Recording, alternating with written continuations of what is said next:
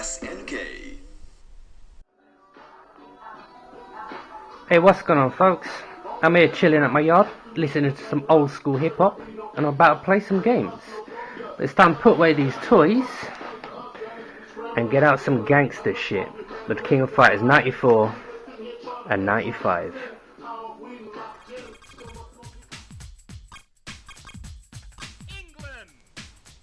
Back in the days of 16 bits, when Street Fighter II and Mortal Kombat ruled the fighting game roost and were rightly proclaimed by both gamers and the video game press as greats, both titles nervously looked over their shoulders across the gaming landscape to SNK, creators of Fatal Fury, Art of Fighting, Samurai Shodown, to name but a few.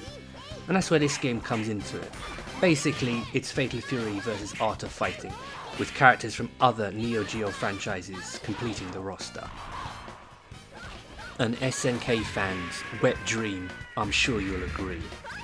Someone once asked me what I saw in these SNK fighters. After all, they were all rubbish. So after slapping him around a bit, I explained that the 16-bit ports were the problem. The versions that mattered, the arcade, the Neo Geo systems, were the nuts of 2D fighters. Unlike Capcom, who seem to release a new Street Fighter game every other week, SNK's annual release, which seemed to do the impossible and improve upon fighting game perfection year after year, because they were smart enough to realise that if it ain't broke, there's no need to fix it, and instead added more features, characters, while tightening up the gameplay until it was like a coiled cobra waiting to strike down any pretenders to its crown as the undisputed master of the 2D fighting game genre. And just in case you're still not sure, the answer is yes. I love the King of Fighters series. So if the King of Fighters is one of the all-time great 2D fighting games, how come more people haven't heard of it? How come it's not part of popular culture in the same way that Street Fighter 2 became? The answer to that is, like I said earlier, the 16-bit ports. Now, I had Fatal Fury on the Sega Mega Drive from way back in 1993, and although many features from the game were included, like being able to jump between the foreground and background, the game was seen as nothing more than a stopgap, while Sega owners waited for their version of Street Fighter 2. It would be the 32-bit era with the release of the Sony PlayStation, Sega Saturn, and even the 3DO, which would get a very faithful port of the first Samurai Shodown game, that gamers who didn't own a Neo Geo AES or the later Neo Geo CD could actually play and enjoy some of the SNK titles. Someone once told me that for a video game to be successful, it needs a clearly defined gimmick. Street Fighter 2 was the first fighting game of any note, with its cast of characters, fantastic combination attacks, and obviously the special moves unique to each character. Mortal Kombat, despite being a bare bones fighting game, had for its day realistic graphics, blood and gore, and introduced the finishing moves. So what about SNK's range of titles? What gimmick did they have? What selling points did they have to lift them above the crowd? Well, that's the thing. What SNK brought with their games was subtlety. Now here's King of Fighters 95. Probably the first King of Fighters game that most Westerners would have been able to go out and actually buy. I picked up mine on the Sega Saturn. Who remembers that? Coming with its grey cartridge, grey RAM cartridge. I don't ever remember seeing this on the PlayStation, but I'm virtually 99% sure it was released. I would be very, very surprised if it wasn't. So what's the difference between this and the previous version from 94? Well, first of all, it allows you to choose any 3 characters to make your team, rather than a predetermined set you got in the first game. Now, the Sega Saturn version of this game, King of Fighters 95, was the very first entry in the series that I actually played. And you can see Mai there, the one skimpily dressed holding the fan, while everybody else was being fooled by the April Fool's joke about the new Lara Croft cheat. I was busy doing the bouncing bosom cheat on my copy of King of Fighters. Who remembers doing that, or am I literally the only one? Mai, of course, would first appear in Fatal Fury 2, and my namesake there on the right hand side of the screen, King, in the first Art of Fighting game, and has been in every game thus far. And if you take a look to the far left of the screen, I'll try and get it there, the man with the Mohican bouncing around, of course, Duck King from the first Fatal Fury game.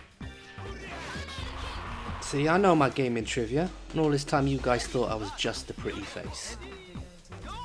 Now, for old school gamers like myself, these games have lost none of their shine and still play and look fantastic.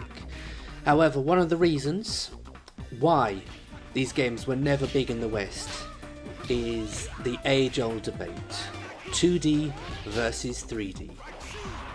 As much as I love Virtua Fighter and the Dead or Alive series, nothing quite compares to the 2D fighting games, and King of Fighters is truly one of the best. But it doesn't end there, folks, because I got a package in the mail today, all the way from the land of the rising sun, or more specifically, Tsunami Videogames. If you've yet to check these guys out on YouTube, I definitely recommend it. I know your ears don't deceive you, I have swapped out the hip-hop for a bit of J-pop. That's K-On playing in the background, I friggin' love that show. So yeah, what have we got? Well, this is one of the reasons why I like buying off this seller.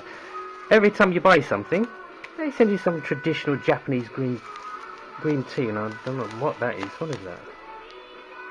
Oh, wasabi. Yeah, Japanese mustard. And the game, if I can ever get out the packaging, is in fact broken. Excellent, that's a nice start. But yes, the game in question is King of Fighters 96 for the Sega Saturn. Now, it might come as a surprise to some of you, but this is actually my first time playing King of Fighters 96. Now, turn this up. Turn this up. Love the music stuff in this game. Yeah, I tried this game 5 minutes ago, and the game crashed on me. So, quick visit to see Mr. Disc Doctor. Got the disc nice and shiny once more, and now we're all friends again.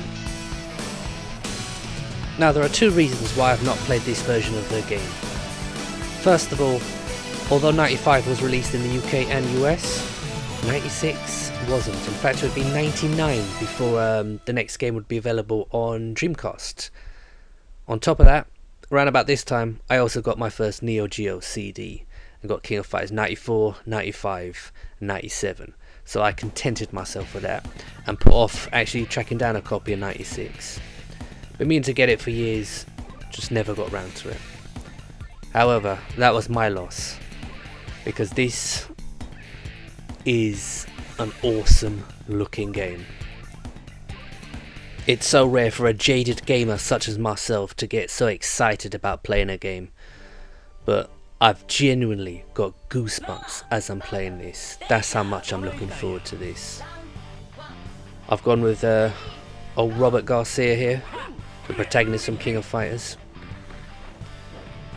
Very, very similar control-wise to Ryu or Ken, Dragon Punch, Fireball moves. I'm loving it already.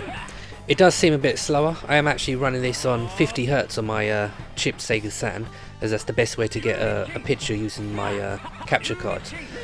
But yeah, I'm liking it so far. And I've already gotten further than I got the first time round. Thank God for the Disc Doctor.